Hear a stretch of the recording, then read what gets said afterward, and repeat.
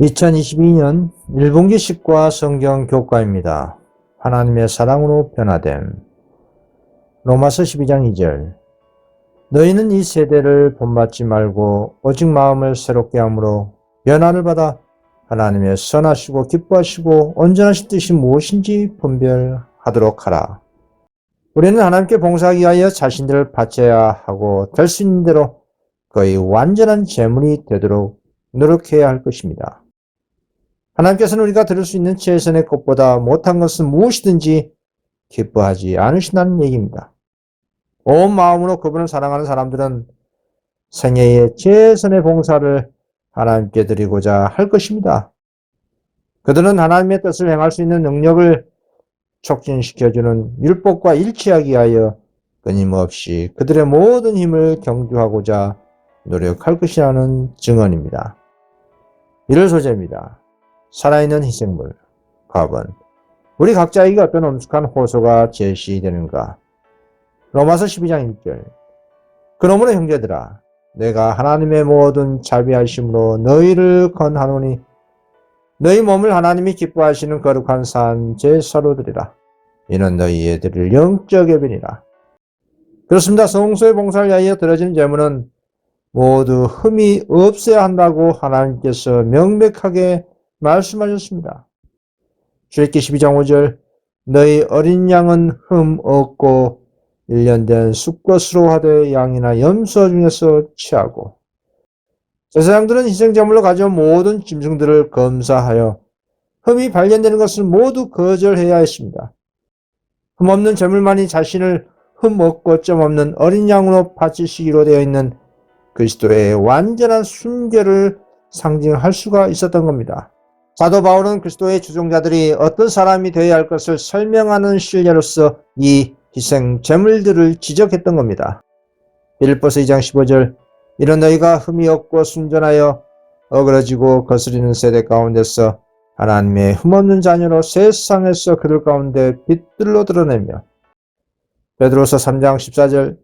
그러므로 사랑하는 자들아, 너희가 이것을 바라보나니 주 앞에서 점도 없고 흠도 없이 평강 가운데서 나타나기를 힘쓰라고 권면했습니다. 나와버립니다. 진정한 변화는 어디에서 발생하는가? 로마서 12장 2절. 너희는 이 세대를 본받지 말고 오직 마음을 새롭게 함으로 변화를 받아 하나님의 선하시고 기뻐하시고 온전한 뜻이 무엇인지 분별하도록 하라. 그리스도의 의를 얻기 위해서는 마음과 정신과 행동이 근본적인 변화를 일으키는 회개가 무엇임을 알아야 할 필요가 있습니다. 변화의 과정은 마음에서부터 시작되어야 하고 인간의 모든 기능을 통하여 그 변화의 능력을 나타내야 합니다. 그러나 인간은 이와 같은 회개를 자발적으로 할 능력이 없으며 오직 그리스도를 통해서만 회개의 체험을 맛볼 수가 있습니다. 그렇다면 참된 회개자가 되기를 원하는 사람은 무엇을 어떻게 해야 할까요? 그는 그리스도의 말씀이 참 되다는 것을 믿어야 하고 허락을 믿고 구하면 받을 수 있으라는 것을 믿어야 합니다. 기도하고 싶은 성실한 욕구가 사람들에게 생길 때에 저들의 기도는 헛된 것이 되지 않을 것입니다. 주님께서는 당신의 말씀을 성취할 것이며 성령께서 하나님께 향한 회개와 우리 주 예수 그리스도에 향한 믿음으로 인도하실 것입니다. 그는 믿음이 섞인 기도를 올 것이며 믿을 뿐만 아니라 하나님의 율법의 교훈들을 순종할 것입니다. 그는 마음이 하나님에게서 멀어지게 하는 모든 옛날 습관들과 교제를 포기할 것이다 이 말입니다. 어일 소재입니다. 이번 심령이 가난해짐. 신자로서 우리 각자는 자신에 대해 무엇을 경고해야 합니까? 로마서 12장 3절. 내게 주신 은혜로 말미암아 너희 중 각 사람에게 말하노니 마땅히 생각할 그 이상의 생각을 품지 말고 오직 하나님께서 각 사람에게 나눠주신 믿음의 분량대로 지혜롭게 생각하라. 그렇습니다. 시련과 슬픔 가운데서 우는 자들에게도 또한 위로가 있습니다. 슬픔과 굴욕으로 말미암아 괴로워하는 것이 죄 가운데서 방종하는 것보다 나을 것입니다. 하나님께서 고난을 통하여 우리의 품성 안에 있는 악의 근거를 드러내시는 것은 우리가 그분의 은혜를 힘입어 우리의 결함을 극복하도록 하기 위한 것입니다. 자신에 대해 알려지지 않았던 환경들이 우리 앞에 펼쳐지고 우리가 하나님의 견책과 권고를 받아들일 것인지 여부를 알기 위한 시험이 이르러 올 것이다 이 말입니다. 시련에 부닥쳤을 때에 초조해하거나 불평하지 말아야 합니다. 우리는 반항하거나 그리스도 손에서 떠나게 될까봐 걱정해서도 안 됩니다. 자신을 즐겁게 하는 견해로 사람을 보게 하는 사람에게는 주님의 길이 분명하지 않을 것입니다. 그 길은 인간의 성정으로 볼 때에 어둡고 기쁨이 없어 보일 것입니다. 그러나 하나님의 길은 자비의 길이요 그 결국은 구원입니다. 엘리야는 광야에서 충분히 살았으니 이제는 죽었으면 좋겠다고 기도했을 때에 자기가 무엇을 행하고 있는지 알지 못했습니다. 아직도 엘리야가 해야 할 큰 일이 있었기 때문에 그 일이 성취된 후 그는 광야에서 실망과 고독 속에서 죽을 것이 아니었습니다. 엘리야는 죽음의 태클 속에 묻힐 것이 아니라 하늘 병거들의 호의 속에서 하늘의 보좌로 영광 중에 승천할 것이었습니다. 하나님께서는 슬퍼하는 자들에게 내가 그 일을 보았은즉 그를 고쳐줄 것이라 그로 인하여 그와 그의 슬퍼하는 자에게 위로를 다시 얻게 하리라. 내가 그 일을 보았은즉 그들의 슬픔을 돌이켜 즐겁게 하며 그들을 위로하여 변심한 후에 기쁨을 얻게 할 것이라 라고 말씀하십니다. 나아버립니다. 그리스도께서는 우리처럼 잘못하고 있는 죄인을 모두에게 어떤 호소를 하시는가요? 마태복음 5장 3절 심령이 가난한 자는 복이 있나니 천국이 저희 것이며 마태복음 5장 5절 온유한 자는 복이 있나니 저희가 땅을 기업으로 받을 것이며 마태복음 11장 18절 수고하고 무거운 짐진 자들아 다 내게로 오라 내가 너희를 쉬게 하리니 나는 마음이 온유하고 겸손하니 나의 멍에를 메고 내게 배우라 그러면 너희 마음이 쉼을 얻으리니 이는 내 멍에는 쉽고 내 짐은 가벼움이라 하시니라. 그렇습니다. 우리는 예수님에게서 온유와 겸손을 배우기에 그리스도의 학교에 입학해야 할 것입니다. 그 속은 영원히 하늘을 위하여 훈련을 받는 과정입니다. 이 훈련은 곧 그리스도를 아는 지식을 의미한 것입니다. 그것은 곧 흑암의 임금의 학교에서 얻은 생각, 습관, 행습에서 해방되는 것을 의미합니다. 하나님께 대한 충성에 반대되는 모든 것에서 영원히 구조되지 않으면 안 됩니다.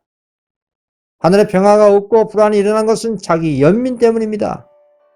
우리가 이로부터 거듭날 때에 예수의 마음 곧 우리가 구원을 받을 수 있도록 자신을 겸비하게 하도록 이끈 마음과 똑같은 마음이 우리에게 있을 것입니다. 그때에 우리는 가장 높은 지위를 구하지 않게 될 것이고 예수님의 발 아래 앉아서 그분을 배우려 할 것입니다.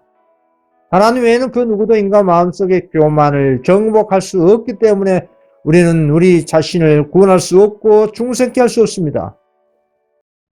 그러나 모든 복음은 그리스도께로부터 그분의 온유와 겸손을 배우는 것 속에 들어있습니다. 8소제입니다. 그리스도인의 체계, 갑은 바울은 교회의 일을 어떻게 설명하는가? 로마서 12장 4절 우리가 한 몸에 많은 지체를 가졌으나 모든 지체가 같은 직분을 가진 것이 아니니 이와 같이 우리 많은 사람이 그리스도 안에서 한 몸이 되어 서로 지체가 되었니라.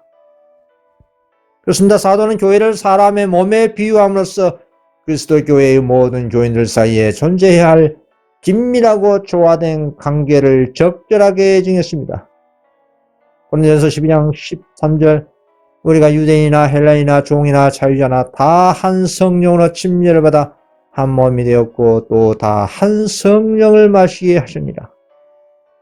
몸은 한 지체뿐 아니요 여럿이니 만일 발이 이르되 나는 손이 아니니 몸에 붙지 아니했다 할지라도 이로 인하여 몸에 붙지 아니한 것이 아니요 또 귀가 이르되 나는 눈이 아니니 몸에 붙지 아니했다 할지라도 이로 인하여 몸에 붙지 아니한 것이 아니니 만일 온몸이 눈이면 듣는 곳은 어디며 온몸이 듣는 곳이면 냄새 맡은 곳이 어디며 그러나 이제 하나님이 그 언하신 대로 지체를 각각 몸에 두셨으니 만일 다 한 지체뿐이면 몸은 어디뇨 이제 지체는 많으나 몸은 하나라 눈이 손들어 내가 너를 쓸데없다 하거나 또한 머리가 발들어 내가 너를 쓸데없다 하거나 하지 못하리라.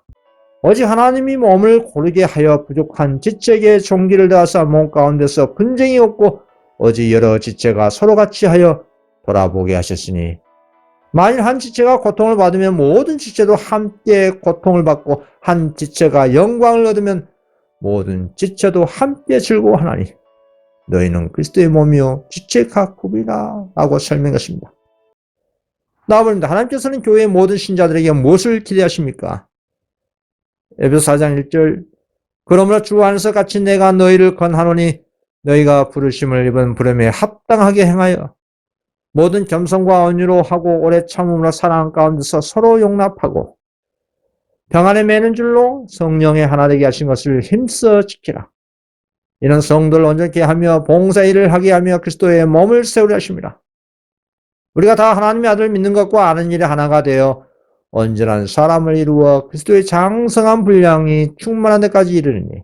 그렇습니다. 만약 그리스도를 따르는 이들이 열렬히 지혜를 강구할 것 같으면 그들은 아직 그들에게 완전히 알려지지 않는 진리의 풍요한 밭으로 인도함을 받을 것입니다.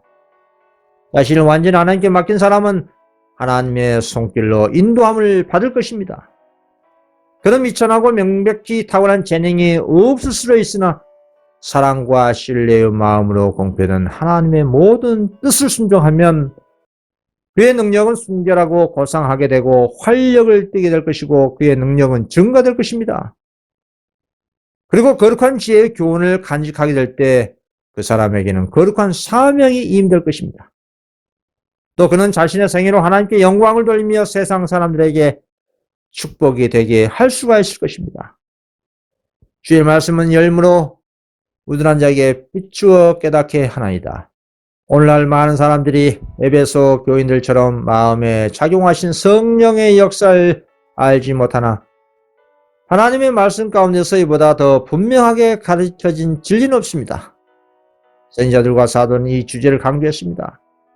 그리스도께서는 친히 영적 생애를 유지함에 있어서 그분의 성령의 작용에 대한 예정으로서 식물계의 성장에 우리의 주의를 환기시키셨습니다.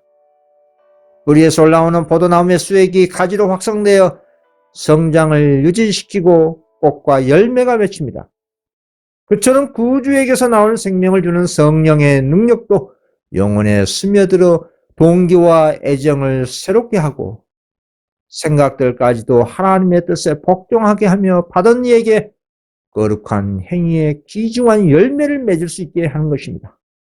이 영적 생명의 창시자는 눈에 보이지 아니하며 생명을 나누어 주고 유지시키는 정확한 방법은 인간의 철학의 능력으로는 설명할 수가 없습니다. 그러나 성령의 작용은 항상 기록된 말씀과 일치하고 전형계에서처럼 영적 세계에서도 마찬가지입니다. 전형계의 생명은 순간마다 하나님의 능력으로 유지됩니다. 그러나 직접적으로 이적으로 유지되는 것이 아니요 우리 가까이에 두신 축복들을 사용함으로써 유지되는 것입니다. 그와 같이 영적 생명도 하나님의 섭리로 공급된 이 방법들을 사용함으로써 유지가 되는 겁니다. 만약 그리스도를 따른 사람이 온전한 사람을 이루어 그리스도의 장성한 분량이 충만한 데까지 장성하기를 원한다면 그는 생명의 떡을 먹고 구원의 물을 마셔야 합니다. 다음은 교회 안의 달콤한 조화의 비결을 설명하라. 로마서 12장 9절 사랑엔 거짓이 없나니 악을 미하고 선에 속하라. 하나님의 사랑은 우리에게 그리스도께서 나타내셨던 것 같은 부드러운 동정을 나타내도록 호소할 때에 마음에 가장 감동적인 호소를 합니다. 이웃에 대하여 이기심이 없는 사랑을 가진 사람만이 하나님께 택한 진실한 사랑을 가진 자입니다. 참 그리스도인은 영과 공공 가운데 있는 영혼을 경고하거나 돌보지 않은 채 버려두지 않을 것입니다. 우리는 겸손과 회개로 주님을 찾고 우리 자신의 죄를 고백하고 서로 밀접하게 연합할 때 성령 안에서 참된 연합을 이루게 될 것입니다. 수요 소재입니다. 인간 본성의 진상. 답은 우리가 수년 동안 그리스도교를 고백했다고 하더라도 우리는 무엇을 계속 기억해야 하는가? 에레미야 17장 9절 만물보다 거짓되고 심히 부패한 것은 마음이라 누가 능히 이를 알리오마는. 고린도전서 8장 1절 우상의 재물에 대하여는 우리가 다 지식이 있는 줄 아나 지식은 교만하게 하고 사랑은 덕을 세우나니. 만물보다 거짓되고 심히 부패한 것이 마음이라는 사실을 사람들은 너무 쉽게 간과합니다. 열짐을 썩 알아도 항상 사람 속을 모른다는 말이 있습니다. 사단이 자기 속성들을 사람의 마음속에 주입시켜 놓았기 때문에 타락한 인간의 본성을 끊임없이 자극하고 그는 유혹의 모든 기회를 예의주시하고 있습니다. 본성이 타락한 인간의 감정 속에는 자신의 노력에 성공이 있다면 교만해지는 경향성이 있습니다. 이러한 육체의 본성은 타락의 결과이고 지속적으로 사단이 자신의 유혹의 발판으로 삼는 우리 인간의 내면에 있는 또 다른 자아입니다. 그러나 하나님의 일에는 자기 찬양의 설 자리를 발견할 수가 없습니다. 우리의 지능이 아무리 뛰어나고 진지하고 열심히 일한다고 해도 교만해지고자 하는 성향을 벗어버리고 성령의 인도하심에 복종하지 않으면 우리는 멸망하고 말 것입니다. 교만이 자라나면 받은 은혜를 축복이 되게 하는 마음의 성질 자체가 오염되는 것입니다. 영광을 하나님께 돌렸더라면 생명에서 생명에 이르게 하는 향기가 되었을 뻔한 승리가 자기 영광으로 인해 더럽혀지고 맙니다. 이것들은 사소한 일인 것 같이 보일지 모르지만 이렇게 해서 뿌려진 씨앗은 반드시 그 열매를 거두게 되어 있습니다. 주목받지 않은 이 작은 죄들은 너무나 일반적인 것이지만 사단은 이것을 이용하는 사실을 항상 명심해야 할 것입니다. 나와버립니다. 너무 자주 과소평가되는 어떤 태도가 실제로 진정한 그리스도교의 최고의 표시인가? 빌립보서 2장 3절 아무 일에든지 다툼이나 허용을 하지 말고 오직 겸손한 마음으로 각각 자기보다 남을 낮게 여기고. 그렇습니다. 하나님께서는 많은 사람이 깨닫고 있는 것보다 더 많은 것을 당신을 따르는 자들에게 요구하십니다. 하나님의 말씀 가운데 우리 앞에 제시된 표준에 도달하지 못하면 우리는 하나님의 날에 아무런 변명도 하지 못할 것입니다. 바울은 그리스도의 정신으로 유발된 순결하고 이기심 없는 사랑과 세상에 널리 보급되어 있는 무의미하고 기만적인 허식을 우리가 구별하기를 바랍니다. 이 저속한 모조품은 많은 영혼들을 그릇되게 이끌어왔습니다. 그것은 범법자에게 자신의 잘못을 성실하게 보여주는 대신에 그에게 동의함으로써 옳은 것과 그릇된 것 사이에 구분을 말살시켜버릴 것입니다. 그런 행위는 진정한 우정에서는 결코 나오지 않습니다. 그런 행동을 유발시킨 정신은 오직 육적 마음에서 나오는 것입니다. 그리스도인은 언제나 친절하고 동정적이고 이웃에 대한 용서의 마음을 가지고 있는 동안 그런 죄악과의 조화를 느낄 수가 없습니다. 우리가 죄인을 구원하기 위하여 어떠한 희생도 즐겨 감수하고 있는 한 그리스도의 정신은 우리와 하여금 죄를 미워하게 해줄 것입니다. 모절 소재입니다. 5번 세속적 관심에서 자신을 단념시킴. 갑은 매우 긴장된 시대의 삶에서 우리 삶에 어떤 균형 잡힌 교훈들을 숙고해야 합니까? 로마서 12장 11절 부지런하여 게으르지 말고 열심을 품고 주를 섬기라. 요한일서 2장 15절 이 세상이나 세상에 있는 것들을 사랑치 말라. 누구든지 세상을 사랑하면 아버지의 사랑이 그 속에 있지 아니하니. 이는 세상에 있는 모든 것이 육신의 정욕과 안목의 정욕과 이생의 자랑이니 다 아버지께로 쫓아온 것이 아니요 세상으로 쫓아온 것이라. 이 세상도 그 정욕도 지나가되 오직 하나님의 뜻을 행하는 이는 영원히 그 아니라. 예수 재림을 사모하는 자는 항상 깨어 기도하고 하나님의 인치는 선교활동이 병행되어야 합니다. 우리의 생애는 하나님께서 요구하시는 개인적 경건과 봉사를 등한히 할 만큼 완전히 세상 일에 쫓기고 소란한 인생이 되어서는 안 될 것입니다. 우리는 사업에 게으르지 말아야 하는 한편 열심을 품고 주님을 섬겨야 합니다. 하나님의 성도는 심령의 등을 손질하고 등과 함께 그릇에 은혜의 기름을 가져야 합니다. 주님의 날이 도적같이 우리를 언습하지 않도록 온갖 주의를 영적 타락을 막는 일에 온 힘을 기울여야 합니다. 재림은 멀지 않고 전보다 더 가까이 이르렀습니다. 그러므로 아무도 자신의 행동을 통해서는 물론이요 마음으로도 주인이 더디오리라고 말해서는 안 될 것입니다. 그렇게 함으로 이 선자와 불신자들에게 정해진 몫을 받을까 두렵기 때문입니다. 오늘날 많은 사람들은 세상에 사는 거주자들입니다. 그들의 관심과 애정은 세상에 집중되어 있기 때문에 그들의 모범은 결코 옳지 않습니다. 세상과 일치되고 세상에 착을 두는 것은 하나님의 말씀 가운데 강력하게 금지되어 있습니다. 하나님께서 교만을 미하심으로 교만한 모든 사람들과 악을 행하는 모든 자들이 뿌리채 뽑힐 것입니다. 다가온 하나님의 날이 악인들을 사로볼 것입니다. 오늘날 셋째 천사의 기별을 믿으라고 공언하는 많은 사람들의 마음속에서 누룩처럼 작용하여 그들의 교만과 이심과 단심과 세상을 사랑하는 마음을 제거해 버려야 할 것입니다. 예수님께서는 곧 오실 것입니다. 그분께서는 정결하고 거룩한 사람들 외에는 아무도 당신의 백성으로 인정하지 않으십니다. 고난을 통하여 정결해지고 희게 된 사람들, 스스로를 세상과 분리시켜 거기에 물들지 않도록 보존한 사람들을 그분께서는 당신의 백성으로 소유하실 것입니다. 그들이 오늘날 라오디게오 시대의 자신과 세상과 사단을 예수 믿음으로 이긴 14만 4천이요 여자의 남은 자손입니다. 예수록 12장 17절 용이 여자에게 분노에 돌아가서 그 여자의 남은 자손 곧 하나님의 계명을 지키며 예수의 증거를 가진 자들로 더불어 싸우려고 바다모리에 섰더라.